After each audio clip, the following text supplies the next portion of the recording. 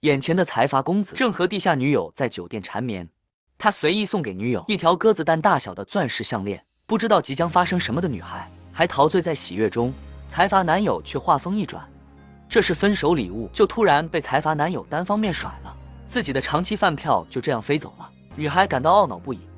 随后，财阀公子开车离开，在街上为了保护猫咪，小女孩穿过马路，她的母亲冲上前去抱住她，摔倒在车前，幸好车没有撞到她，但女人还是晕了过去。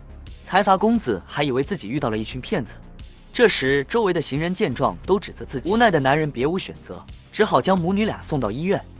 女人在醒来后，首先检查女儿是否受伤，然后准备拔掉针头离开。财阀公子坚持让医生对女人进行全身检查，以防将来女人讹上自己。经过一系列检查，当财阀公子准备开车离开时，却又发现母女俩追了上来，甚至没有打招呼，直接上了他的车。他认为女人现在是完全赖上了自己，不耐烦地赶他们下车，然后他把身上所有的现金都给了他，并警告女人不要缠上自己，还嘲讽他利用孩子博同情的手段已经过时了。不等女人解释，便开车离去，留下女人在原地一脸茫然。女人名叫惠寿，是一个单亲妈妈，独自背负着亡夫欠下的巨额高利贷，不得已只能带着女儿过着东躲西藏的日子。刚刚就是为了躲追债的黑帮，迫不得已才钻进财阀公子的车。晚上回到家的惠寿开始收拾东西，准备再次搬家与此同时，财阀公子接到电话，得知妈妈晕倒入院了。原来他的母亲生了重病，眼下只有肝脏移植可以挽救母亲的生命。这天回到家的惠寿就被讨债的人堵过重症，威胁他尽快还钱，否则就要他好看。临走前还将女儿心爱的自行车踩坏了。这天下班回家的惠秀带着女儿回到出租房，远远的看到催债的人堵在了家门口，立刻带着女儿逃走了。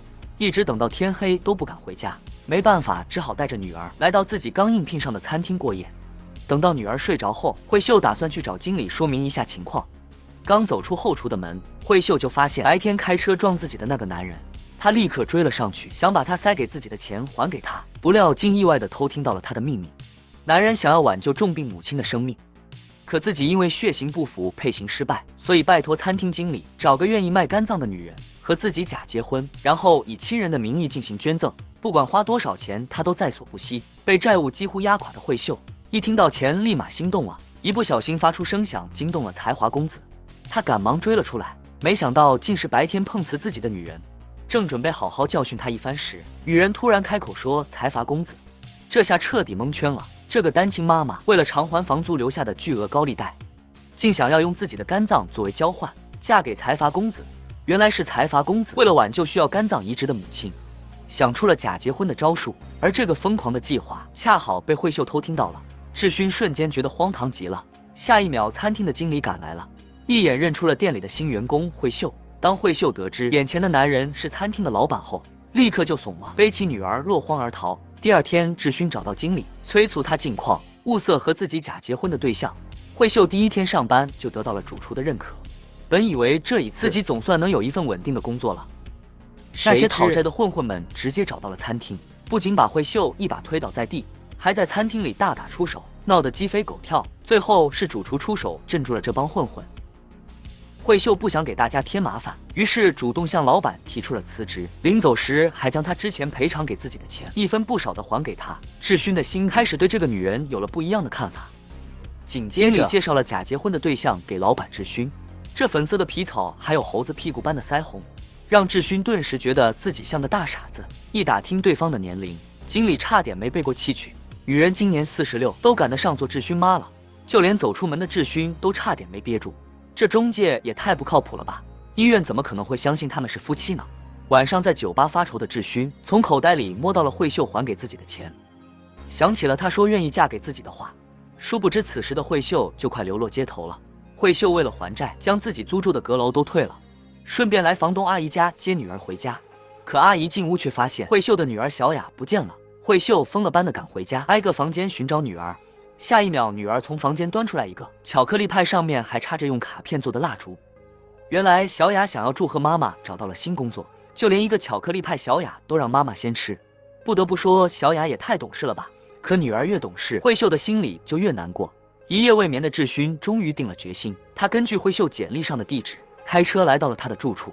好心的房东阿姨以为又是来讨债的，气愤地将志勋轰走了。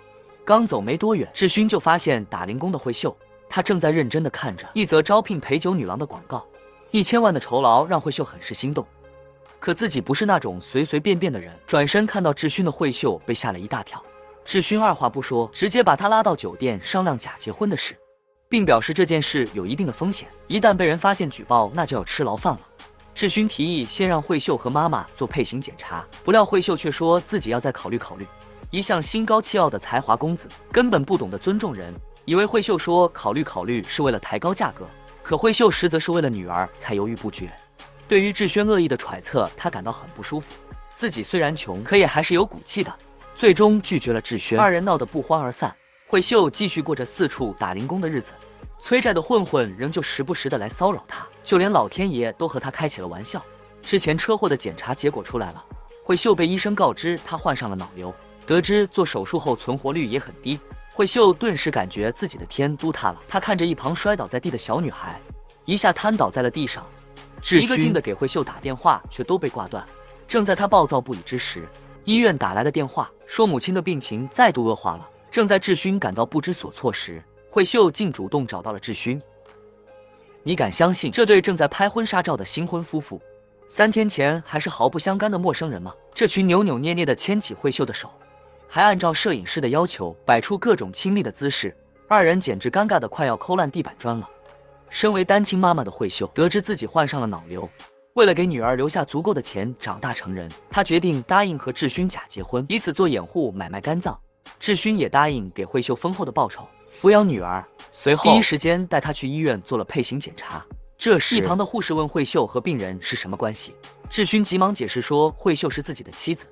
护士顿时对慧秀感到敬佩不已，还说作为儿媳妇能做出这个决定真的很难得。这天慧秀找到自己的主治医生，表示想要推迟几个月再治疗脑瘤，眼下的自己根本负担不起高昂的医疗费。其实慧秀是担心治疗会耽误自己捐献肝脏。晚上志勋约慧秀见面，给了她一笔定金，并表示剩下的酬劳在手术后付给她。配型结果也出乎意料的符合，可慧秀却心虚了，因为自己患上了脑瘤，可为了女儿未来的生活，她不得不隐瞒这个真相。演戏自然要演全套，为了以防万一，志勋带慧秀拍了婚纱照，甚至还破天荒的叫慧秀重新回餐厅工作。很快经理就将志勋的资料整理交给了慧秀，应嘱咐他一定要背得滚瓜烂熟才行。偶然路过的志勋发现慧秀拿着自己的资料，不仅拍起了照，还光明正大当着同事的面看了起来，暗自感叹这个女人还真是蠢到家了。随后支开了员工，叫住了慧秀，慧秀竟还傻憨憨问她大学的英文名称。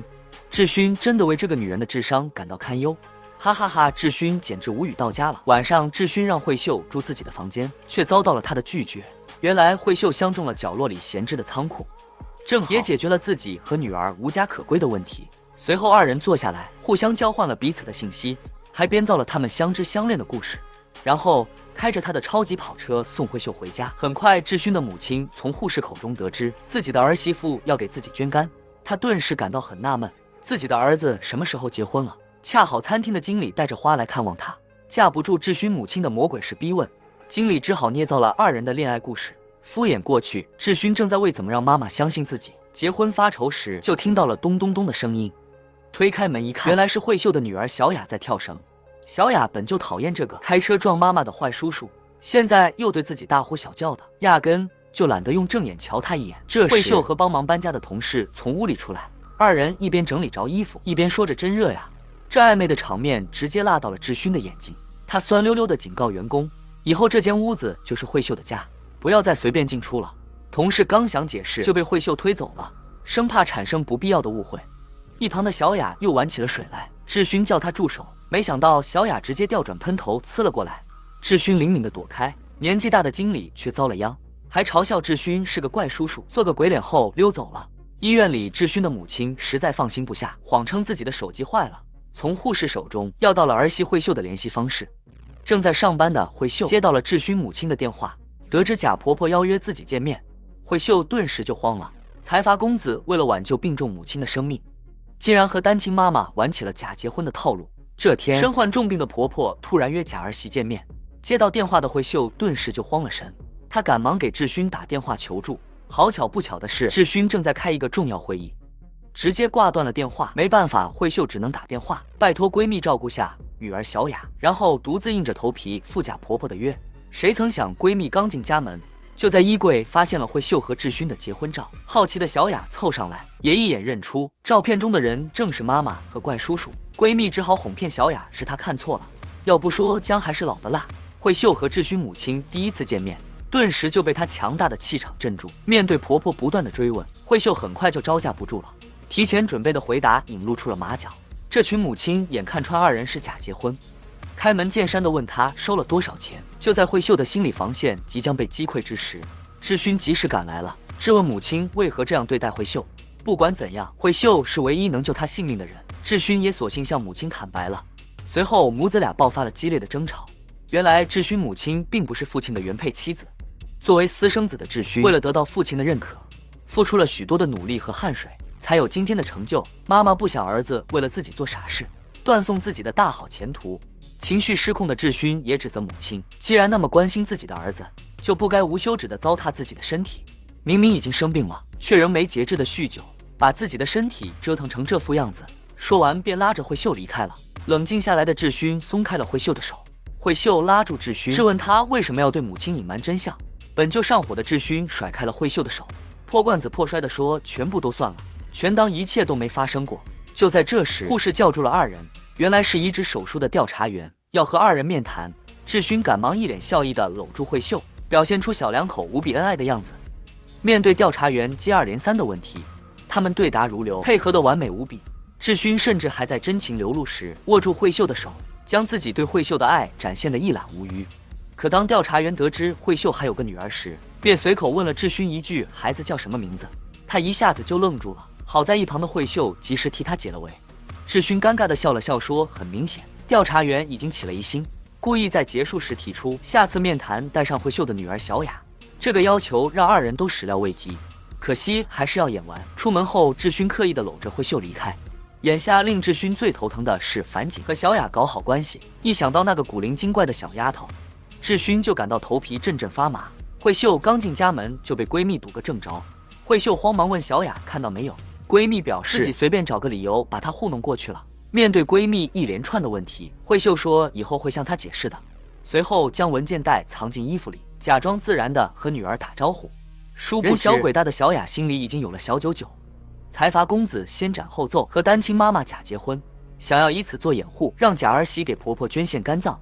不料移植面谈时，调查员起了疑心，要求下次见一见慧秀的女儿小雅。这让财阀公子头疼不已，因为自己和那个小滑头根本就不对付，没办法，只好发送糖衣炮弹攻击。第一招就送给小雅满满一后备箱的礼物。第一次收到这么多礼物的小雅高兴坏了。晚上，慧秀给女儿穿上新衣服，带她来高级餐厅吃晚餐。趁女儿心情好时，向她坦白自己交了男朋友。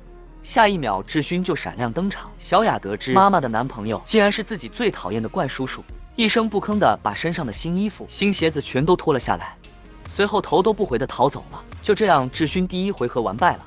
一波未平，一波又起。志勋接到医院打来的电话，得知母亲拒绝做移植手术，他立刻赶到了医院。母亲不想因为自己拖累儿子，毁了他的大好前途。可志勋坚持要挽救母亲的生命，听到这番真心话的妈妈也不折腾了。第二天，慧秀带着女儿来游乐园大玩特玩。小雅想要举高高为长颈鹿，可妈的力气实在是太小了。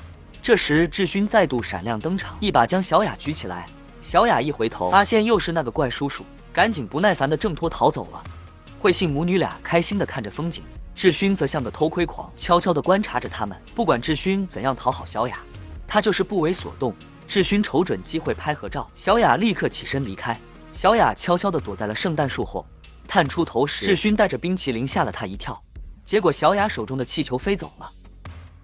面对怪叔叔递来的冰淇淋，直接伸手打翻在地。原来小雅之所以这样，就是怕失去妈妈的爱。她紧紧地抱着妈妈，哭着要妈妈不要离开自己。慧秀只好不停地安慰着女儿。等志勋拽着一堆气球回来时，母女俩早已离开了。他失落地站在原地，回忆起了当初自己也是在游乐园和妈妈分别，妈妈要把他送去爸爸家，依依不舍地叮嘱自己要听爸爸的话，不要和哥哥打架。他不想妈妈离开自己，可又无能为力，于是生气地将冰淇淋摔在了地上，选择和自己陌生的爸爸回家。住进豪华的别墅的志勋根本就不适应，直接在地上打起了地铺。又被爸爸的妻子嫌弃没教养，他决定溜出门回去找妈妈。来到妈妈的楼下，他用小石子一遍遍砸着妈妈的窗户，可是始终都没有任何回应。直到小区里响起了救护车的警报声，懵懂的智勋听到了周围邻居的议论，才知道自己的妈妈割腕自杀了。妈妈给人做情妇的事也在小区里传开了。随后救护车开走了，智勋追上去，无助地呼喊着妈妈。他害怕自己会失去妈妈。最后，智勋守着一大堆气球，孤独地吃着冰淇淋。回家的路上，慧秀问女儿小雅，睡着的小雅紧紧地握住妈妈的手，生怕自己会失去妈妈。回到家，慧秀叫女儿叠衣服，她害怕自己离开后没人照顾小雅了，想要让她学会自己照顾自己。小雅却误以为妈妈要离开自己，和怪叔叔在一起了。第二天，慧秀找到闺蜜，向她坦白了假结婚的事，想要她作为证人，证明自己和智勋的婚姻关系。闺蜜大骂她是不是疯了。慧秀深知其中的利害关系，可自己已经没时间了。她要为女儿留下足够的钱，她恳求闺蜜帮自己。闺蜜也是发自内心的心疼慧秀，便答应下来。这天，智勋母亲来店里找儿子，却意外发现假儿媳竟在这里工作，这也太荒唐了。她扬言要去找律师解除婚姻关系。等慧秀端着水回来时，智勋妈妈已经离开了。慧秀立刻冒雨出门寻找，注意看在滂沱大雨的马路上，这个假儿媳紧紧地抱住自己的婆婆，嘴里还说要死的话就带着自己一起死。就在刚刚，身患重病的智勋母亲为了不拖累儿子，竟打算一死了之。好在被追上来的慧秀及时救下了智勋母亲，哭喊着自己这辈子只会拖儿子的后腿，她不愿继续成为儿子的累赘。随后一把推倒慧秀，再次冲到了马路中央。慧秀挣扎着爬起来，一把推开了智勋母亲。站起来的智勋母亲继续寻短见慧秀，紧紧地抱住她说：“慧秀恳求智勋母亲一定要好好活下去，就算生活悲惨，但好死不如赖活着。”崩溃的慧秀蹲在地上，这一幕恰好被赶来的智勋目睹到。智勋赶过来为二人撑起了雨伞，看着不断恳求母亲不要寻死的慧秀，智勋的心里难受极了。随后，智勋将母亲送回了医院。走出病房的智勋看到了淋成落汤鸡的慧秀，立马脱下了自己的外套递给她。慧秀拒绝了他的好意，独自离开了。很快，智勋就开车追上了他。耐不住智勋的再三要求，慧秀上了他的车。智勋立刻贴心地将空调温度调到最高，还将自己的外套为慧秀盖上。智勋还表示不需要慧秀操心小雅面谈的事情了，他会想办法解决的。这天，在好奇心的驱使下，小雅拿到了妈妈藏起来的照片，随后悄悄溜出了家门。拿出妈妈和怪叔叔的照片后，小雅愤怒地撕掉了婚纱照。看到是怪叔叔后，小雅撒腿就跑，二人一边下楼梯一边斗嘴。小雅生气地将照片扔在地上逃走了。智勋正想追上去，却被一个气质的女人叫住了。女人摘下墨镜，看到了地上的照片。一旁的慧秀抢先一步捡起了照片，慧秀立刻赶去追女儿。这个优雅气质的女人正是智勋留学时的前女友，之所以找上门，也是对智勋余情未了。可智勋现在根本无暇顾及，他一心只在乎明天医院的面谈。离开时还狠心的让女人以后别再来找自己了。公园里，慧秀安慰着女儿说，虽然那个怪叔叔总是大声嚷嚷，说话难听，但他并不是一个坏人，他的内心其实很温柔善良，就像小雅喜欢的那只小猫一样，害怕了就会大声的喵喵喵。智勋做出喵喵喵的样子，一下就逗笑了小雅。听完妈妈的话，小雅一副似懂非懂的样子，嘴上还是说着不喜欢怪叔叔。眼看明天就是面谈的日子，智勋也不打算强求小雅配合了，决定去求调查员网开一面。第二天一早，慧秀就带着女儿去祭奠亡夫。回去的路上，慧秀一想到再过不久自己也要离开可爱的女儿了，眼泪就情不自禁地流了下来。小雅发现后，主动为妈妈擦去了泪水，说自己一点都不想爸爸。你说爸爸在天上看着我们，可是你哭了他都不知道，也不知道我换牙齿了，跳绳能跳10下了。小雅突然就同意妈妈和怪叔叔结婚了，她希望有个人能替自己保护妈妈。不得不说，小雅也太懂事了吧。与此同时，智勋正单独和调查员面谈，眼看面谈就要被搞砸了，慧秀带着女儿及时赶来了。小雅主动承认智勋是自己的爸爸，有了小雅的配合，二人顺利通过了医院的移植调查。这个可怜的单亲妈妈，在女儿还没出生时，丈夫就因车祸意外离世，婆婆也因此怨恨她，与其断绝了关系。这天晚上，餐厅里格外的忙碌，因此慧秀抽不出空去接女儿小雅。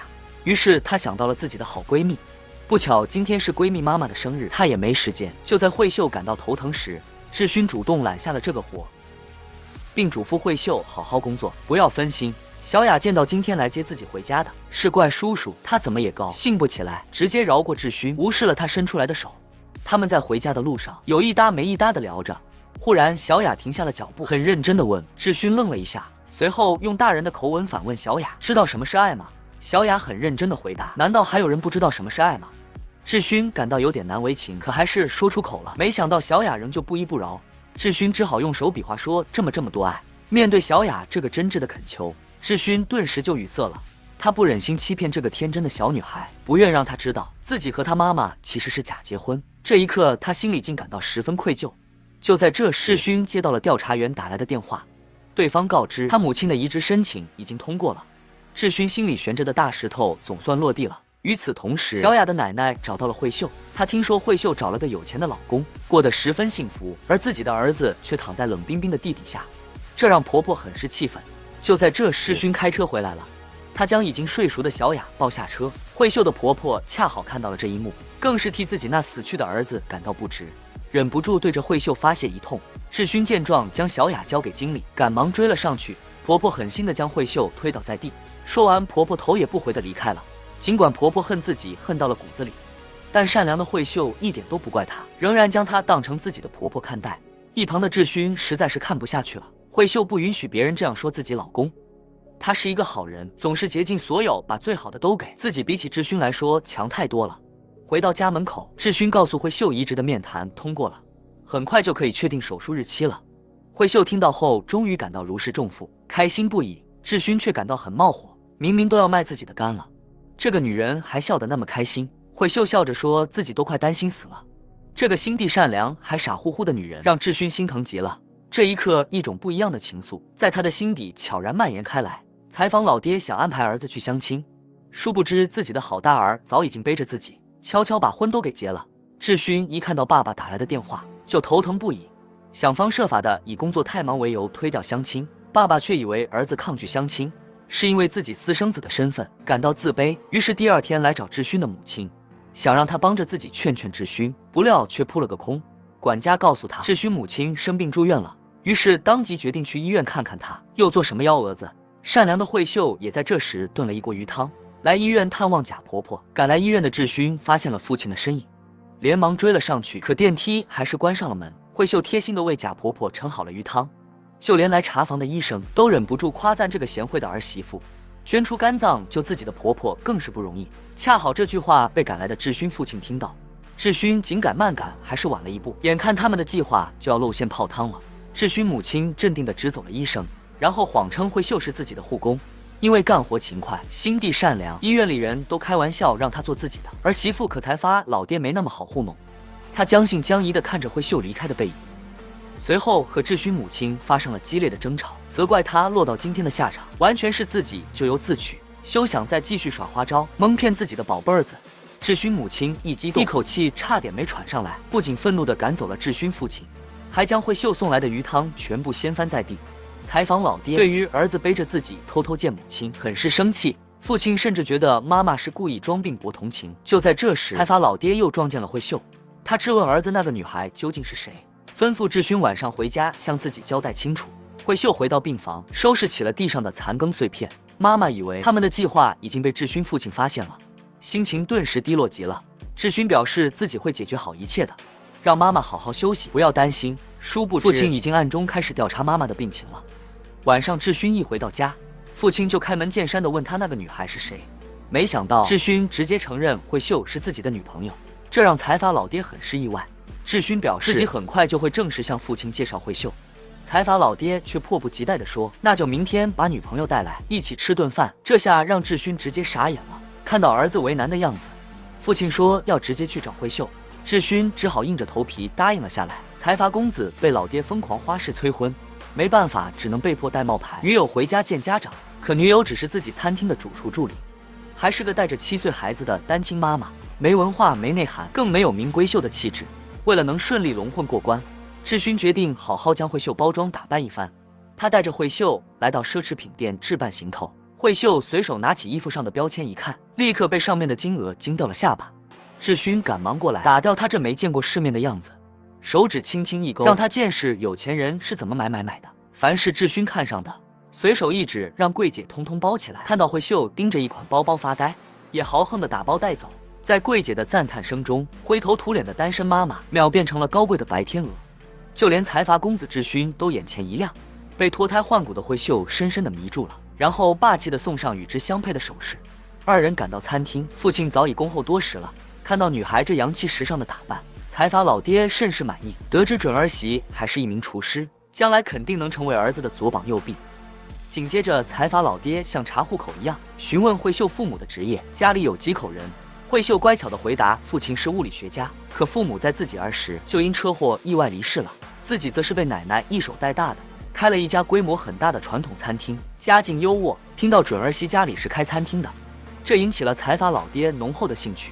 慧秀按照事先准备好了的剧本对答如流，得知慧秀家也是有头有脸的大户人家，财阀老爹内心相当满意。紧接着又询问慧秀为什么会喜欢上智勋，他可是出了名的冷酷无情。慧秀借此机会说出了自己的心里话，看到儿子找了个这么优秀的女朋友，这让为儿子婚事操碎了心的老父亲心里乐开了花。在三人的欢声笑语中，这场戏也算完美的落幕了。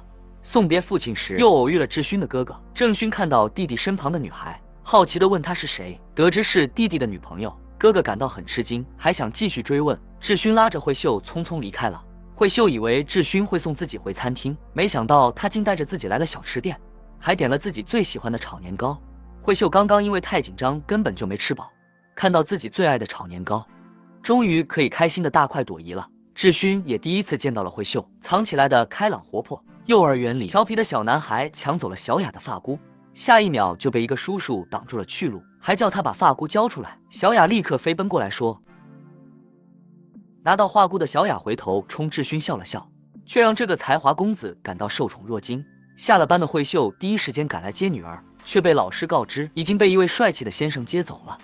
此时的小雅正在公园里开心的和怪叔叔玩着滑板车。慧秀看到二人愉快玩耍的样子，有那么一瞬间感受到了幸福，她内心是多么渴望女儿能有父爱的温暖啊。小雅也发自内心开始接受自己的这位新爸爸。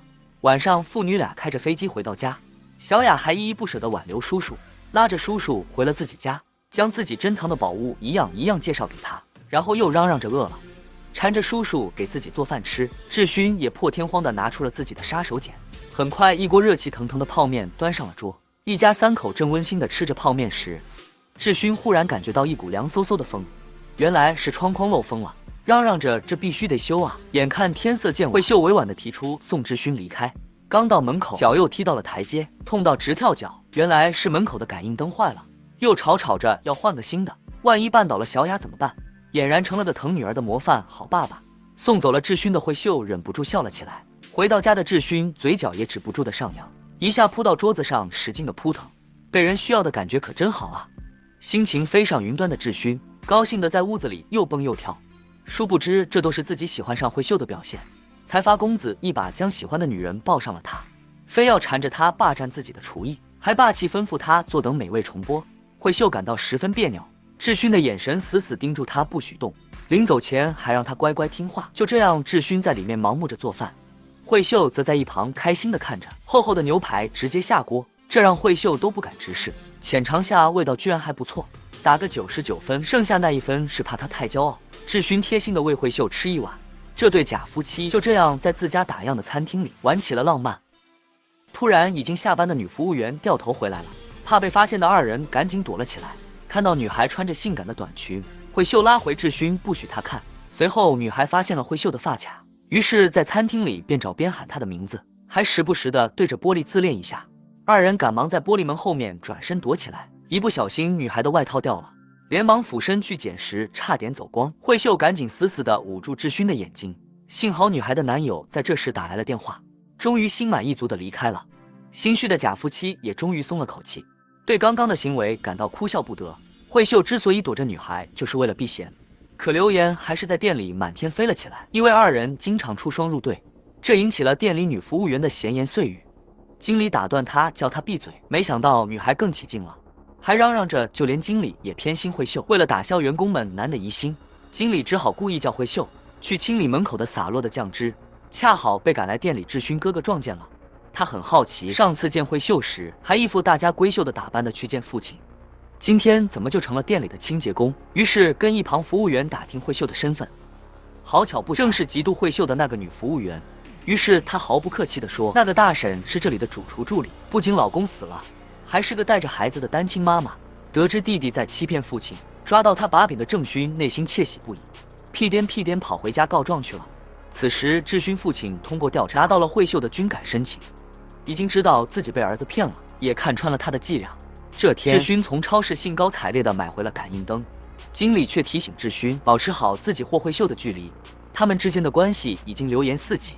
志勋这才意识到自己最近的行为有多失常。放了学，小雅一如既往的在楼下等待着叔叔陪自己玩滑板车。站在楼上的志勋看到这一幕，虽于心不忍，但为了避险也不得不这么做。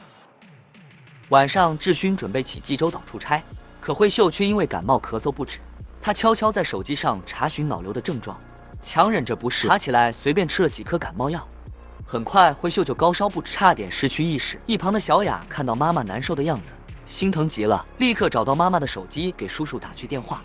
志勋看到是慧秀的来电，强忍着没接。小雅再次拨了过去，这次志勋的内心战胜了他的理智。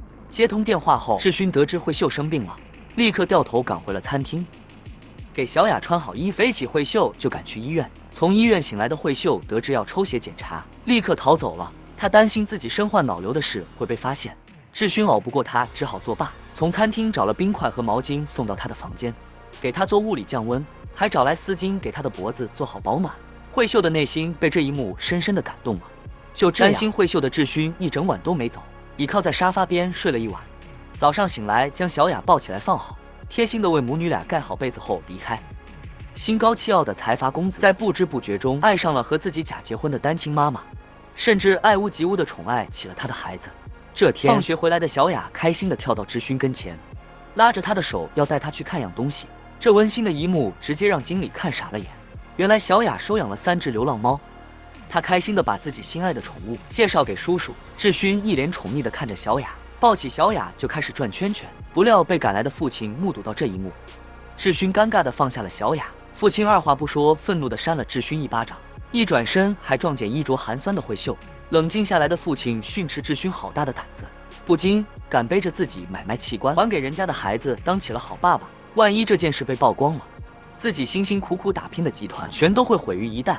志勋对此无话可说，父亲命令他立刻离婚，取消手术。可志勋不甘心，妈妈生命垂危，还有1周就要做手术了，恳求父亲这一次睁一只眼闭一只眼，放自己一马。可父亲的态度很坚决，甚至威胁志勋不乖乖照做，就要亲自报警，全当没他这个儿子。晚上，志勋看着小猫们独自惆怅，慧秀过来安慰他，为他加油打气，自己会一直支持他的。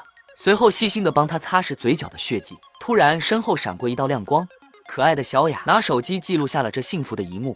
第二天一大早，志勋得知父亲将妈妈的手术延迟了，立刻追到公司求父亲给妈妈一条生路。父亲无情地说不能因为给他生路就把所有人都送上死路，还大骂志勋的母亲是个恶毒的女人，竟妄想毁掉儿子的一生，还命令志勋从明天开始回总公司报道，远离那个女人，不准再回餐厅住。这天正在配菜的慧秀突然头晕摔倒在地，手臂还止不住的发抖。慧秀心里很清楚自己的脑瘤开始恶化了。慧秀去医院做检查，谁知刚走到门口就接到了志勋父亲的电话，约他见面。一见面采访，老爹就戳穿了慧秀所有的谎言。一个带着孩子的单亲妈妈竟敢耍自己玩，他威胁慧秀立刻和儿子离婚，把钱给退回来，否则就让他吃不了兜着走。尽管慧秀跪在地上苦苦哀求，恳求会长让自己做手术，她好不容易才坚持到现在。采访老爹却误以为慧秀是个为了钱不择手段的心机女人，一脚就将她踢开了。眼看手术做不成了，自己的生命也时日无多，慧秀最放心不下的就是自己的女儿小雅。她看着手机里女儿的照片，心情低落到了极点。就在这时，她接到了婆婆打来的电话，婆婆告诉慧秀自己已经不恨她了，因为当初自己将儿子的死都归咎于慧秀，向她道歉，叮嘱她以后要和新老公好好的生活，祝福她永远幸福快乐。面对婆婆突如其来的谅解，委屈的慧秀再也控制不住了，泪水止不住的流了出来，急匆匆的下了公交车，却粗心的将手机落在了车上。下了车的慧秀漫无目的的在大街上走着，一摸口袋才发现手机不见了，又赶到公交车站去寻找，却怎么都找不到。崩溃的他瘫坐在地上大哭起来。慧秀不想死，她想要陪着女儿快快乐乐的长大。她埋怨着老天爷为什么这么不公平，谁来救救这个可怜的女人？女儿还没出生，丈夫就因车祸离世，好不容易独自拉扯大了孩子，又被查出患有脑瘤，时日无多。为了女儿以后的生活能有保障，不惜和财阀公子假结婚外干救他母亲，还被财阀老爹误以为是个为了钱不择手段的疯女人。财阀老爹赶走慧秀后，叫来儿子扔给他一份离婚申请书。无论智勋如何解释，慧秀不是那种贪图钱财的人，父亲始终都不相信。智勋得知父亲私底下见过慧秀了，立刻冲出门，开着车四处寻找慧秀的下落。家里也没人，闺蜜家也没消息，不知所措的智勋只能回到餐厅楼下，苦等慧秀的出现。就在这时，慧秀终于出现了，智勋激动地上前，一把紧紧地抱住她。慧秀冷静地推开他，独自回家了。智勋孤零零地翻看着手机里的合照，不知从何时开始，他的心就时时刻刻牵挂着这母女俩。父亲最终还是先向儿子低头了，因为智勋是自己唯一看好儿子了，简直可以吊打他，那个整天只知道吃喝玩乐的废柴。哥哥为了不让智勋破罐子破摔，最终同意了继续手术，但前提是智勋以后不准再见母亲。手术完成后，马上和慧秀离婚，不能再和那母女俩有任何瓜葛，并且安排智勋去见自己相中的结婚对象。万万没想到，对方竟是自己的前女友奈允。智勋觉得真是可笑至极。奈允迫不及待地询问智勋和慧秀的关系，事已至此，智勋爽快地承认了他和慧秀其实是假结婚。奈允开心极了，更加有信心等待智勋了。第二天，奈允故意带着同事们来智勋餐厅吃饭，并且找到慧秀，宣示了自己作为他女朋友的主权。慧秀很蒙圈，只能违心地祝福他们。当智勋回到餐厅，那人立刻向同事们介绍起了自己的男朋友。慧秀失落地躲在角落里伤心。就在这时，郑勋喝得醉醺醺的赶来了，当着所有人的面故意找弟弟的茬。智勋不屑和哥哥纠缠，直接离开，却在转角处遇上了慧秀身后。追来的郑勋直接耍起了流氓，嘴里说着也要和弟弟喜欢的女人玩玩，开始对慧秀动手动脚起来。智勋顿时就冒火了，直接一脚踢飞了哥哥，随后又是狠狠一拳教他怎么做人。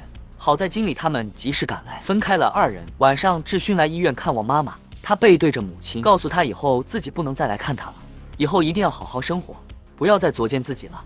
说完，智勋紧紧地握住妈妈的手，眼泪却不争气地流了下来。终于到了做手术的日子，慧秀对女儿说自己去出差，将她托付给闺蜜照顾。好在闺蜜总是无条件支持自己。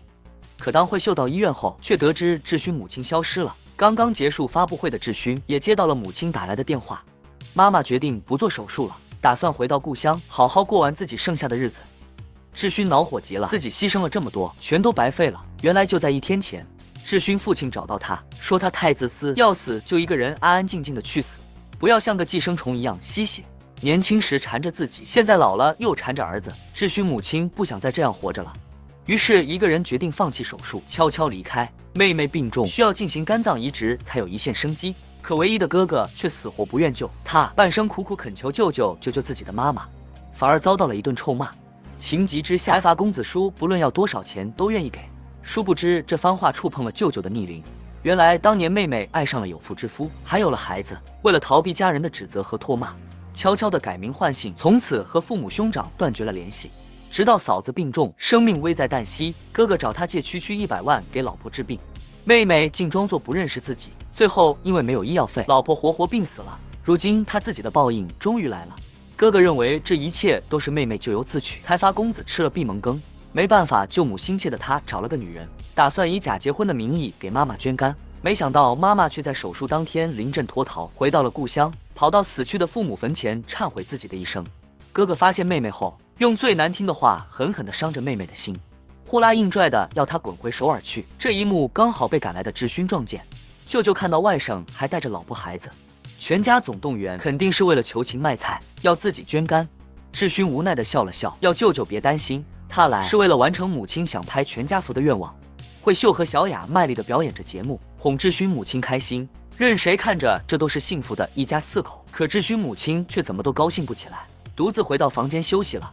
这时慧秀和小雅从窗户冒了出来，脸上还画成了小花猫的模样，将智勋母亲逗得哈哈大笑，心情终于愉悦起来了。慧秀出门给女儿买零食，可脸却忘了擦干净。智勋连忙追了上去，发现自己没擦脸就出门了。慧秀感觉糗大了，志勋买来湿巾，细心的为慧秀擦干净，甚至还沾了下自己的口水，非要给慧秀擦干净不可。二人漫步在小巷子一起回家，志勋却嫌他走得太快，其实是想多享受会和慧秀的二人世界。两个幼稚鬼最后玩起了你追我赶的游戏，在大海边肆意地奔跑了起来。夕阳下，二人的视线对视上的那一刻，志勋竟有些情不自禁了。慧秀连忙找个借口离开了，一回到家就看到小雅正在志勋母亲身上骑马，赶忙冲过去阻止了。志勋母亲不仅不生气，反而把小雅护在自己怀里。晚上全家聚在一起吃饭时，拍下了母亲心心念念的全家福照片。志勋想劝妈妈回首尔做手术，可妈妈却坚持留在故乡，安静地走完余生。最终，志勋选择尊重母亲。当慧秀得知后，却极力反对起来。他知道自己时日无多了，想要尽快将自己的肝脏移植给志勋母亲。志勋表示手术不做了，剩下的钱会尽快付给慧秀。他们之间的契约到此结束了。感谢慧秀让自己感受到了亲情的温暖。二人握手告别。正当志勋准备转身离开时，慧秀握住了他的手，泪眼婆娑的他主动吻上了志勋的脸颊。这一刻，志勋再也按捺不住内心的感情了，一把抱过慧秀，狠狠地吻了上去。这一刻，他们心中没有所谓的结婚契约，有的只有彼此。第二天一早，慧秀独自带着小雅离开了。志勋得知后，赶忙追到了码头，却还是晚了一步。慧秀来到医院复诊，却被医生告知肿瘤变大了，她最多还能活5年。慧秀决定开始接受治疗，只为了能多陪女儿小雅几年。她开始故意躲着志勋不回她的信息。没想到金小雅放学时还是撞见了他，会笑，对志勋的态度来了个180度大转弯，不仅对志勋很冷漠，甚至还逃避了他的表白。看看这个曾经心高气傲的财阀公子，如今却成了个宠女狂魔的好爸爸。志勋越是对小雅好，慧秀的心里就越难受，因为自己注定不会和志勋在一起。他不敢告诉志勋自己患上了脑瘤，已经时日无多了，所以故意和他保持距离。可此时的志勋已经无法自拔地爱上了慧秀，又怎会轻易放弃呢？吃完饭，志勋买单时发现自己的卡都刷不了了，原来是财阀老爹得知儿子还没离婚，索性冻结了他所有信用卡。父亲告诉志勋，慧秀之所以纠缠他，肯定是看上了他的钱，逼着志勋立马去办离婚手续。没想到志勋不仅不愿离婚，竟然直接和父亲摊牌了。没办法，才把老爹又找到慧秀，质问他为何阴魂不散地缠着志勋，并且明确地告诉慧秀，志勋现在是一个身无分文的穷光蛋，不要再妄想从他身上捞到什么了，乖乖地签了离婚协议，回到自己该回的地方去。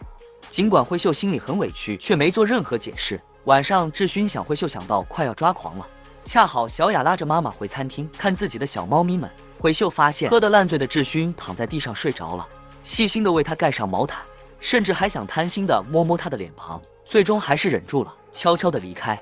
回到闺蜜家后，从不收拾打扮自己的慧秀化了一个美美的妆，涂口红的手却止不住的发抖。闺蜜看到慧秀化妆的，打趣她是不是有什么情况。慧秀甚至还破天荒的让闺蜜给自己做起亮美甲。一想到自己的生命就快结束了，慧秀想抓紧时间让自己的生活闪耀一次。闺蜜还开心的为慧秀加油打气，殊不知她已经病入膏肓了。可当志勋打来电话时，慧秀还是没骨气的逃避了。第二天，慧秀破天荒的主动找到志勋父亲，要他把契约的余款结清，否则他就不离婚。采访老爹大笑一声，暗自嘲讽，心机女人的真面目终于暴露了。与此同时，一穷二白的志勋为了给慧秀筹集余款，将自己的跑车和手表都卖了。谈论经理把他的老婆本都借了出来，随后兴致勃勃地来商场买了求婚戒指，然后约慧秀在餐厅吃饭，兴高采烈地掏出余款和一枚迟到的婚戒。看到戒指的慧秀有点蒙圈，慧秀很是感动，却拒绝了，表示这2样她都不要，只要志勋和自己离婚。伯父已经将余款付给自己了，并且狠心地说他从未对志勋心动过，现在已经到了他们回到原位的时候了。这一刻，志勋的心被狠狠地刺痛了。随后慧秀说什么时候去法院再通知自己，然后起身离开了。志勋发了疯似的追上了慧秀，问是不是父亲跟他说了什么。慧秀无情地说和伯父无关，只是他们之前契约结束了，所以一切都该回到原点了，然后头也不回地离开了。留在原地的志勋伤心不已，红了眼眶。命中的慧秀走到志勋看不到的地方后，眼泪也止不住地流了下来。他又何尝不爱志勋呢？只是他不能那么自私，他不能也做不到。财阀公子的母亲身患重病，危在旦夕，却拒绝做手术，独自跑到故乡躲了起来。哥哥得知后很是生气，责怪妹妹为什么不跟外甥回去做手术。妹妹却像小时候一样跟在哥哥屁股后，缠着哥哥说就要黏着他在这里死去。说着，哥哥给外甥打去电话，叫他把自己妈妈接去治病。妹妹一把夺过了手机，不让哥哥打扰智勋。刀子嘴豆腐心的哥哥终究不忍心看着妹妹就这样死去。妹妹一遍遍说着对不起，为过去做错的事向哥哥道歉。这天，妹妹看到哥哥出海捕鱼回来，立刻开心地迎上去想要帮忙，却遭到了哥哥的嫌弃。其实哥哥是心疼妹妹生病的身体，就在这时才把老爹派秘书找到了这里。为了让儿子智勋和母亲断绝关系，找到大舅子拿出一沓钱，要他带着妹妹离开。本就为妹妹感到憋屈的哥哥打掉了钱，对着秘书就是一顿疯狂输出，还差点把他扔进海里。妹妹的及时出现才阻止事态进一步严重。智勋接到了舅舅打来的电话，电话里痛骂父亲就是一个卑鄙小人，甚至连个人都算不上。挂断电话的智勋感到不明所以。晚上哥哥来喊妹妹吃饭，结果喊了几声妹妹都没反应，仔细一看发现妹妹已经昏迷过去，还吐了一滩血，立刻叫救护车把妹妹送到了首尔的大医院。采访老爹得知后赶到医院去探望，恰好撞见多年未见的大舅子，一见面就笑呵呵地说看来他活不了多久了，甚至还说如果想要给妹妹移植的话，自己家里没人会伸出援手。最后竟还厚颜无耻地塞给大舅子一笔钱，就当顺便随了葬礼的份子钱，这不是欠冲吗？毁了妹妹的一生，如今还来确认她死了没有，这简直就不是人，是个大混蛋。然后愤怒地把钱扔了一地。说完转身离开了，气得财阀老爹浑身发抖。智勋得知舅舅要为妈妈做移植手术，激动地握住舅舅的手，不停地说着谢谢。妹妹醒来后却反对哥哥给自己捐肝，哥哥说反对无效，就算是绑也要把手术给做了，等他身体恢复了，得多做些善事，以后见到父母才能对得起他们。有一个这样的哥哥也太幸福了吧。这一刻，妹妹再也忍不住了，流下了感恩和悔恨的泪水。或许这就是血浓于水的亲情吧，哪怕曾经反目成仇，也终将会被时间所治愈。与此同时，慧秀的闺蜜缠着她，想要和她一起合伙开一家小吃店，这是慧秀一直以来的梦想。可慧秀却一反常态地拒绝了。闺蜜误以为慧秀怕自己拿走她的钱，最终慧秀将自己的秘密告诉了闺蜜。得知真相的闺蜜抱着慧秀抱头痛哭，上天为什么这么不公平，要如此残忍地对待一个带着孩子努力生活的单亲妈妈。第二天，慧秀找到经理辞了职，看到小雅在智勋的床上蹦蹦跳跳，立马将她赶了下来，抱着她离开。慧秀告诉女儿自己不和智勋结婚了，所以他们要从这里搬走。小雅舍不得这里，也舍不得叔叔。听到小雅哭声的智勋难受极了，慧秀的内心又何尝不想一家三口幸福的生活在一起呢？晚上，慧秀正在晾衣服，一看到智勋就飞快地逃走。智勋叫住了慧秀，慧秀转移话题，问什么时候去法院办手续，然后头也不回地离开了。单亲妈妈狠心和自己深爱的财阀公子分手，不是因为不爱了，而是因为自己太爱他了。慧秀深知自己身患脑瘤，时日无多，她不愿也不想给了智轩爱和温暖后，等自己离开时又让他伤心绝望。长痛不如短痛，借此机会让二人回到原点。可以，情根深重的智勋无法接受这个事实。每当夜深人静时，智勋就会想起自己和慧秀之间的点点滴滴。明明他真真切切地感受到了她的爱意，为什么要狠心地推开自己呢？一想到这，智勋心里就难受极了。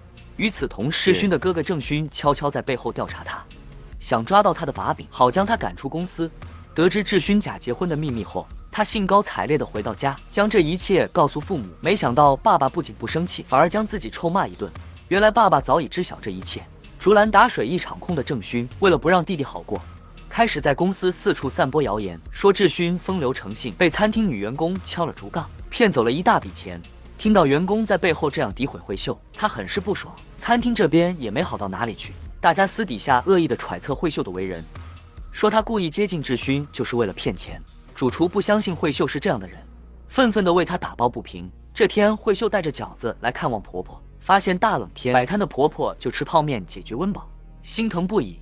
婆婆却担心她来见自己现在的男朋友会不高兴。慧秀告诉婆婆自己和他已经分手了，婆婆安慰慧秀不要难过，既然没有缘分，咱们就不能强求。慧秀向婆婆提出一个请求，以后自己可能会很忙，想拜托她偶尔帮自己照顾下小雅，能照顾自己的孙女。婆婆当然乐意至极。慧秀之所以谎称自己工作很忙，其实是为了来医院做治疗。她偷偷瞒着所有人来到医院做第一次化疗，看到周围的病人都有家人陪伴，他内心感到有些失落。回到餐厅的慧秀从经理口中得知，志勋的母亲病倒住进了医院，赶回家安顿好女儿后，准备去医院探望。他胸口却突然感到一阵不适，随后起身冲到卫生间吐了起来，还立刻转身将门反锁起来。他不想让女儿小雅看到自己生病难受的样子。得知慧秀生病的闺蜜给客人做美甲时，手却止不住的发抖。她心疼慧秀的遭遇，怨恨命运的不公。慧秀打电话拜托闺蜜过来替自己照顾下小雅。等到女儿睡着后，慧秀开始祈求上天。闺蜜赶来之后，慧秀就出门了。这么晚了，她究竟要去哪呢？原来她是赶来医院探望志勋母亲了。看到躺在病床上的伯母，泪水瞬间夺眶而出。志勋舅舅认出了慧秀，慧秀因为手术没做成感到很愧疚。得知志勋舅舅愿意捐肝救妹妹后，慧秀的心彻底的放下来了，一个劲地握住舅舅的手，感谢他。他知道母亲对于志勋来说是怎样的存在。慧秀离开时恰好撞见了志勋，志勋用无比冷漠的语气告诉慧秀，以后不用再来了，反正他们之间的契约已经结束了。当舅舅告诉他慧秀刚刚在自己面前嚎啕大哭时，志勋再也忍不住，发了疯似的追了出去。他悄悄地跟在慧秀身后。就在这时，慧秀差点摔倒，被车撞倒。志勋及时冲上前，一把将她抱了回来。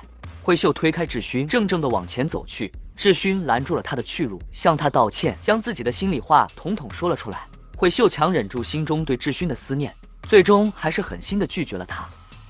转过身，她的泪水却止不住地流下来。这一刻，志勋感到自己的心撕心裂肺般的疼。身患绝症的单亲妈妈，为了不拖累自己深爱的财阀公子，忍痛拒绝了他的告白。回到家的慧秀身体再次不适，跑到卫生间呕吐起来。她随手想整理下头发，却薅下来一大把。看着手中的头发，再看看门外睡着的女儿，她的内心开始惶恐不安。第二天，慧秀就收拾东西，准备从餐厅搬走。小雅问妈妈：“他们一定要搬家吗？”她不明白为什么要和新爸爸分开，甚至悄悄躲在角落里不愿离开，因为小雅舍不得离开这里。她才刚刚感受到父爱的幸福，现在又要成为一个没有爹疼的孩子。慧秀的内心也疲惫不堪，伤心的离开了。小雅立刻追了上去，乖乖的和妈妈离开了。小雅趴在妈妈的肩膀上，挥手和叔叔告别。搬家后的小雅总是闷闷不乐，哪怕妈妈努力的逗她开心，给她买最喜欢的冰淇淋，她都提不起兴趣来。晚上思念慧秀的志勋借酒消愁，看着那枚枚送出去的求婚戒指，伤感着。与此同时，慧秀也看着手机上的全家福，思念着志勋。喝多了的志勋不知不觉来到慧秀闺蜜店门口，敲门吵醒了睡着的慧秀，嘴里还嚷嚷着要见见小雅。借着酒劲找到慧秀，要她忘记自己表白的那些话。现在她已经后悔了，转念一想，自己对她的感情并没有那么深，可她其实爱慧秀爱到快发疯了。说着就借着酒劲对慧秀开始动手动脚。好在闺蜜及时赶来，阻止了这场闹剧。清醒过来的志轩懊恼极了，自己刚刚究竟对慧秀干了什么蠢事？第二天上班的慧秀误将酱汁放进了冷冻室，这样的失误已经不是一次两次了。慧秀心里清楚，因为脑瘤的原因，自己已经开始健忘。路过的志勋恰好听到主厨训斥，慧秀却满脸冷漠地离开了。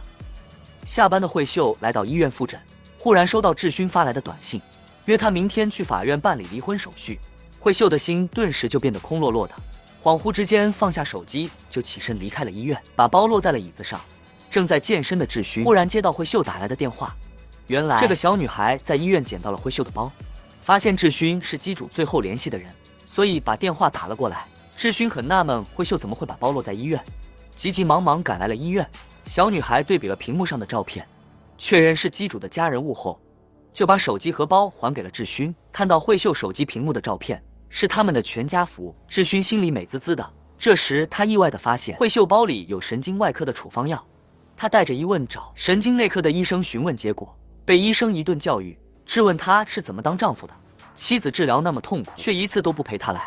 志勋感到有点蒙圈，医生一五一十地将慧秀的病情告诉了志勋。得知慧秀已经病入膏肓，生命已经进入了倒计时，志勋无法接受这个残酷的事实。慧秀赶回医院寻找包包，志勋将包放到了服务台，躲在角落里，默默地看着这个自己心爱的女人离开。回到家的志勋来到母女俩空荡荡的房间里，回忆着当初签契约的慧秀是那么的坚决，当初他就该想到的。看到小雅画的一家三口的画，志勋忍不住蹲在地上痛哭起来。这一刻他后悔万分，后悔自己为什么这么傻，自己深爱的人饱受着病痛的折磨，他却毫不知情。今天是单亲妈妈和财阀公子离婚的日子，慧秀轻轻一摸，头发就掉了一大把。为了不让志勋看出端倪，她索性拿起剪刀将自己的头发剪短了。慧秀一边剪一边哭，可她却别无选择，随后破天荒地给自己化了一个淡妆，这让闺蜜感到惊讶不已。慧秀表示这是和志勋见的最后一面了，想要打扮得漂亮一点。法院门口，志勋已经早早地等着慧秀了。看到慧秀的短发，他不禁愣了一下神，紧接着他提议二人吃最后一顿散伙饭，还一起去电影院看了场电影。看完电影，又在樱花树下散起了步来。志勋之所以做这一切，只不过为了想和慧秀多待一会，他在等等慧秀主动告诉自己他的秘密。慧秀却认为他是在故意拖延时间，不想去办理离婚手续。没办法，志勋只能硬着头皮在离婚协议上盖了章。等慧秀盖好章后，志勋却一把夺过协议书，将它攥成了一团。说完，志勋就夺门而出，当着慧秀的面将离婚协议撕了个稀碎，并深情地告诉她。慧秀顿时就愣住了。慧秀当初明明知道自己生病了，居然还签了那份契约书。志勋骂她就是个大笨蛋，万一死了怎么办？慧秀逃避这个话题，恳求志勋和自己离婚，只有这样，她才能从志勋父亲那里拿到钱，那么小雅以后的生活就有保障了。志勋却要慧秀利用自己，只要他不和自己离婚，怎么样都好。可慧秀表示维持这段婚姻，自己身心俱疲，实在是太痛苦了。前提是慧秀以后什么都要听自己的。这一刻，慧秀的心疼得都快窒息了，她倚靠在志勋怀里痛哭着。这对互相深爱的恋人，终于对彼此敞开了心扉。志勋找到慧秀的主治医师，拿到了她的病历，打算送给美国的教授诊断。慧秀也来到餐厅，向所有同事告别，可主厨还是舍不得让慧秀离开。最终还是决定尊重他的选择。这天，慧秀又独自一个人来到医院做治疗。刚刚化疗完的她，此刻虚弱极了。就在这时，志勋为她递上了水，细心地为她擦干额头的汗，随后带着慧秀去吃她最喜欢的汤饭。刚尝第一口，慧秀就差点吐出来，这让志勋很是心疼。吃完饭就跟在慧秀屁股后面，生怕她出什么意外。直到慧秀彻底发火了，志勋才作罢。慧秀搬回到家门口，就被前追债的混混堵了个正着。原来志勋哥哥郑勋得知弟弟假结婚的秘密后，想从慧秀这里入手，拿到他指证志勋买卖器官的宣誓书，想要以此扳倒志勋，将他赶出公司。可当慧秀得知真相后，立刻就拒绝了，哪怕对方拿出5个亿的报酬，他都丝毫不为所动，直接撕毁了所谓的宣誓书。慧秀表示自己虽然缺钱，可不是一个卑鄙无耻的人。慧秀主动带着小雅来到了婆婆家，让他们祖孙相认，并且将女儿暂时托付给婆婆照顾，自己则想要出去旅行散散心。婆婆得知后，立刻塞给慧秀一笔钱，希望她在外面能玩得开心。随后，慧秀坐上了大巴车，还将手机给关机了。单亲妈妈得了绝症，为了不拖累自己身边的亲人和爱人，悄悄地回到了故乡，想再看一眼自己长大的地方。来到大海边的慧秀，满脑子都是她和志勋的美好回忆。不知不觉来到了奶奶曾经开的小吃店。自幼父母双亡的她和奶奶相依为命长大，如今小吃店还在，可奶奶却已经离开了自己。此时联系不上慧秀的志勋正满世界疯狂地寻找她。她来到闺蜜店里，得知慧秀去了婆婆家，没想到婆婆也一样联系不上慧秀。驱车赶来的志勋看到小雅，开心极了。婆婆一看见志勋，立马就没了好脸色，要她别再纠缠自己的儿媳妇。志勋对此感到百般无奈。时此刻，慧秀因脑瘤恶化，正在小旅馆里头痛欲裂，哪怕吃了药也辗转难眠。慧秀强撑着将手机开了机，听到了小雅和志勋给自己的留言。慧秀实在是痛得受不了了，想再吃点止疼药，却一把将水和药都打翻在地。一直联系不上慧秀的志勋心急如焚。慧秀强撑着最后一点力气，拨通了志勋的电话，颤抖着告诉他。志勋强忍住泪水，问慧秀现在在哪。他连夜驱车赶到小旅馆，看到慧秀默默地蹲在地上，连忙上前抚摸着慧秀的脸庞，深情地说，不管她以后变成什么样，哪怕比现在还糟糕100倍1000倍都没有关系。慧秀被彻底打动了，她选择不再逃避这份爱，一把紧紧抱住志勋，二人相拥在一起痛哭。第二天一早，志勋早早地起床外出采购食材，为慧秀准备了一桌丰盛的早餐。慧秀感谢志勋为她做的一切，志勋说要是感谢的话就亲亲自己，这直接把慧秀给整害羞了。志勋告诉慧秀自己一定会治好她的病，他已经联系美国的顶尖专家了，前提是慧秀要答应自己以后不要再逃跑了。说着就要和慧秀拉钩约定，却趁机将那枚求婚戒指戴在了她手上。我的妈，这一招也太会了吧！慧秀完全被感动得不要不要的。随后志勋开车将慧秀送到婆婆家，没想到婆婆得知慧秀和男朋友和好了，不仅不生气，还鼓励慧秀要好好和他在一起。看得出来他对小雅很好，想必一定是个好男人。慧秀为此感动不已。与此同时，志勋也收到了美国教授的答复，和之前医院的诊断结果一样，慧秀的情况很不乐观，这令志勋感到失望不已。他不敢告诉慧秀这个结果，选择暂时隐瞒。他这边的郑勋正在为自己抓到弟弟的把柄沾沾自喜，殊不知父亲早已知晓了一切，上来就将他好一顿教训，还拿出了郑勋挪用公款的证据。郑勋立刻跪在地上，求父亲再给自己一次机会。这一下才把老爹对这个废柴儿子彻底失望了。随后志勋主动找到父亲递交了辞职信，他已经厌倦了家族的利益斗争，想要和慧秀过自己的小日子。父亲对此恼怒极了，认为这一切的始作俑者都是慧秀，于是立刻派秘书找上了门。财阀老爹得知假儿媳得了重病，竟然还签下了契约书捐肝给志勋。母亲愈发感觉这个心机的女人为了钱可以不择手段，质问他究竟给自己的儿子喝了什么迷魂汤，竟然为了他的病联系美国的教授，甚至就连家族事业、自己的前途都弃之不顾。随后将美国传来的诊断结果交给了慧秀，希望他能有自知之明离开志勋。慧秀带着结果找到主治医生，得到的结果却不尽人意。与此同时，志勋正在手术室外焦急地等待着。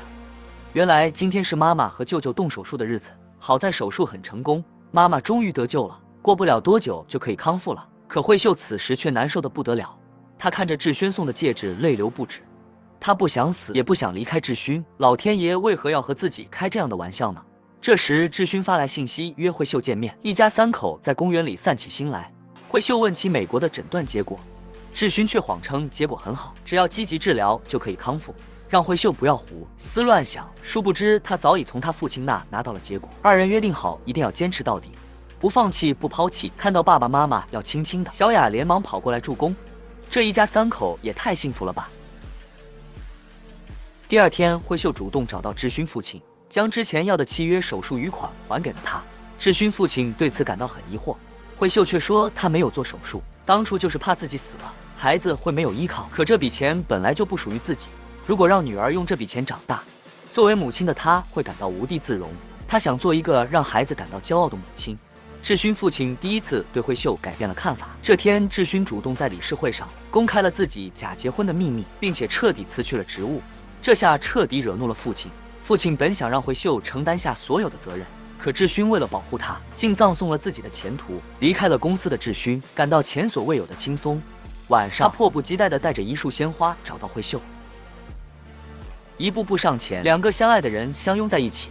这一刻的慧秀感到前所未有的满足。一家三口开启了属于他们的幸福生活。饭桌上，志勋甚至要咬牙改口喊自己爸爸。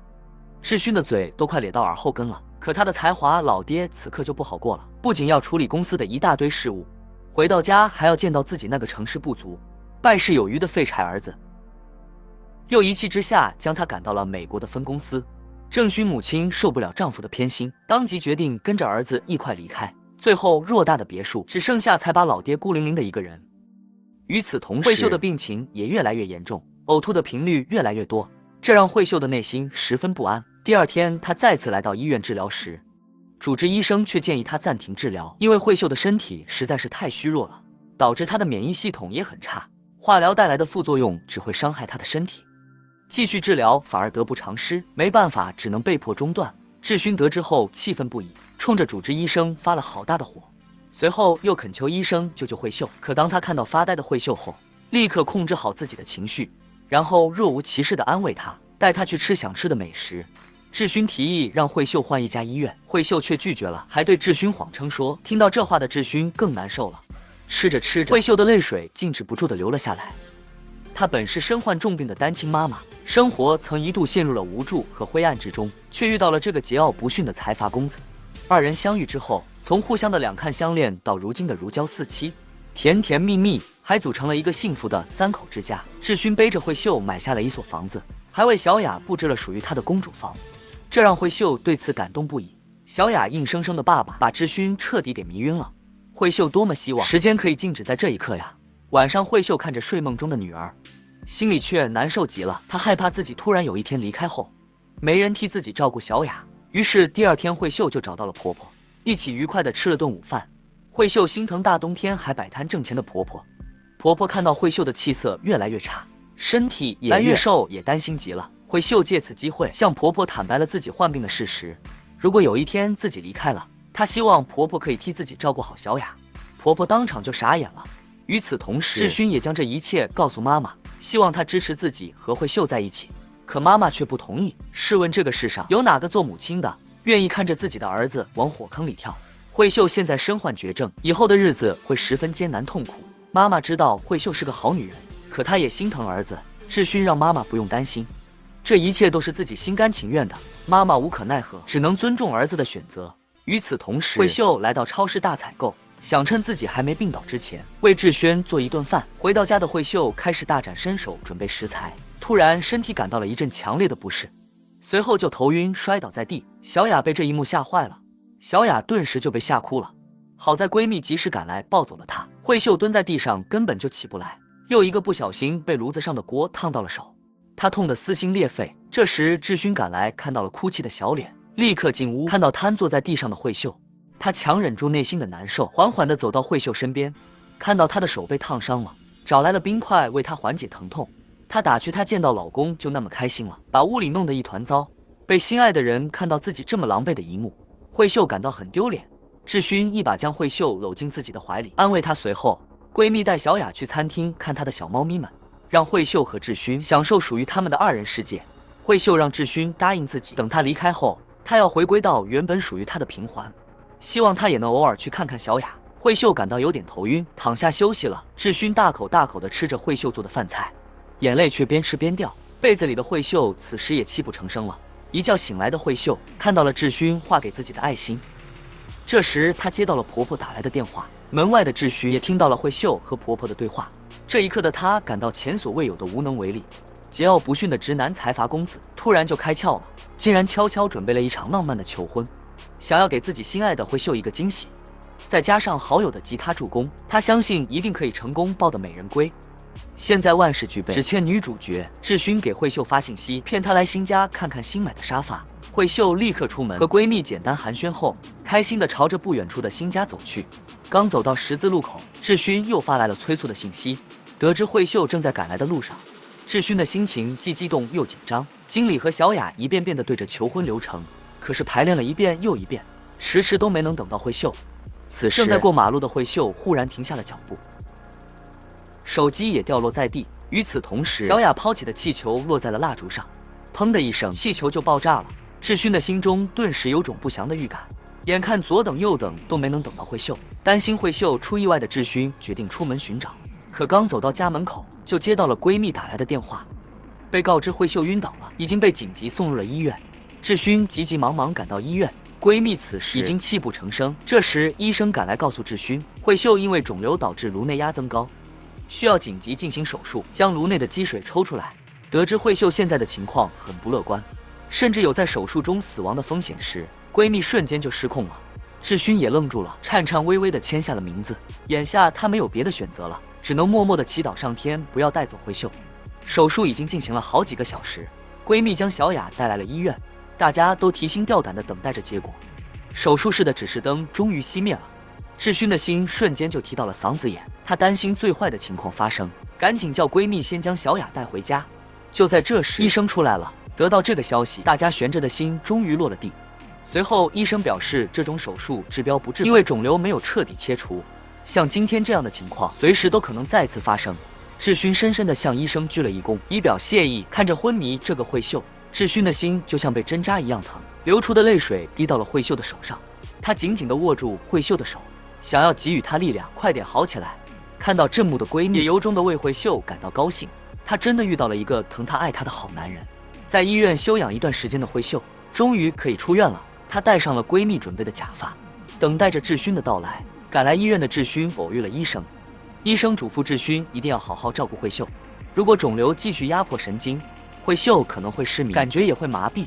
医生鼓励志勋一定要坚持到底。志勋开心地带慧秀回家，经理和小雅早早地布置好新家迎接妈妈回家。闺蜜不愿做电灯泡，非常有眼力见地拉着经理闪人了。慧秀看到志勋为自己精心布置的一切，既感动又幸福。心想时间可以停留在这一刻该有多好。等到小雅睡着后，他们终于迎来了属于他们的二人世界。志勋欲擒故纵地说要离开，慧秀顿时失落不已。结果志勋从后面杀了个回马枪，一把抱起了慧秀。第二天一早，志勋带着小雅出门运动，慧秀则在家里准备早餐。这或许就是一家三口最平淡幸福的生活吧。可慧秀忽然感觉眼前一阵模糊，她清楚自己又有了一个新的并发症。等到志轩和小雅回来后，她装作若无其事的样子，为的是不让志轩为自己担心。一家三口在轻松欢快的气氛下享受着早餐。今天是单亲妈妈回到餐厅和同事们聚餐的日子，慧秀早早的起床，精心打扮了一番。志勋轻轻地从身后搂住她，这简直就是一对幸福的神仙眷侣啊！刚到餐厅门口的慧秀就感到一阵眩晕，她拜托志勋牵起自己的手。志勋满脸担忧地望着慧秀。餐厅里在众人的起哄下，志勋和慧秀来了一个深情的吻，可下一秒慧秀就差点晕倒过去。志勋赶忙趁势抱住她，缓解了她的难受。这时众人都感觉今天的汤味道很咸，慧秀尝了一口，却感觉什么味道都没有。于是他疯狂地往汤里撒盐，可仍然感觉没味道。主厨看到后感觉很奇怪，尝了一口慧秀碗里的汤，差点被齁死，还打趣慧秀是不是故意戏弄自己。可慧秀却说味道真的很淡。志勋似乎明白一切，悄悄地交换了自己和慧秀的汤。一旁的闺蜜尝了口汤，也说确实很淡。志勋也在一旁附和着。慧秀察觉出了异样，悄悄用手指蘸了蘸洒落在桌上的盐，放进嘴里，瞬间明白自己丧失了味觉。作为厨师的他，一时之间很难接受这个事实。志轩虽也难过，却只能用眼神默默地安慰他。主厨感觉慧秀今天怪怪的，问她是不是怀孕了。随后大家都起哄，祝福他们早生贵子。可事实却是，慧秀不仅没怀孕，她患上了绝症，生命已经进入了倒计时。聚餐结束后，慧秀感谢志勋刚刚为自己做的一切。这天，志勋的妈妈出院后，悄悄地来看望慧秀，可却没有见她。他找到志勋，递给他一个红包，作为他和慧秀的新婚礼物。妈妈本想见见慧秀，可又怕她看见自己会难过。能够得到妈妈的祝福，志勋发自内心的高兴。妈妈也决定离开这里，回到故乡和哥哥一起生活。与此同时，小雅和妈妈一起画画，她想要妈妈帮自己画一顶皇冠。慧秀握着笔的手却止不住的发抖。感到失落的慧秀来到门外透气，看到婆婆大包小包来探望自己，婆婆带来了许多泡菜，还给小雅买了零食。婆婆握住慧秀的手，让她以后就把自己当成亲妈。慧秀感动不已，婆婆懊恼自己之前对慧秀那么的刻薄，现在她想要好好疼疼自己的儿媳妇。晚上，慧秀告诉小雅，以后一定要坚强，哪怕自己不在她身边，也要开心的生活下去。渐渐的，慧秀感觉眼前的女儿越来越模糊，小雅却天真的以为妈妈是视力不好，戴上眼镜就好了。她乖乖的为妈妈擦掉了泪水。看到这，真的好心疼慧秀啊！老天爷真的太残忍了。门外的志勋贴心的为慧秀在墙上安装了扶手。志勋放起了慧秀喜欢的音乐，相拥在一起跳起了舞来。志勋的泪水却控制不住的流了下来。慧秀想要摸摸他的脸，他害怕自己失明后就忘记了。慧秀踮起脚尖，轻轻地吻上了志勋的额头。二人深情地看着彼此，眼里满是不舍和留恋。第二天一早，慧秀早早地准备好食物，一家三口出发来到了动物园，看了可爱的大熊猫，享受着属于他们的幸福时光。任谁看，这都是幸福的三口之家。尽管慧秀的命运很不幸，但她在遇到志轩后，也收获了属于自己的幸运。所以和悲伤相比，这更是一个温暖的故事。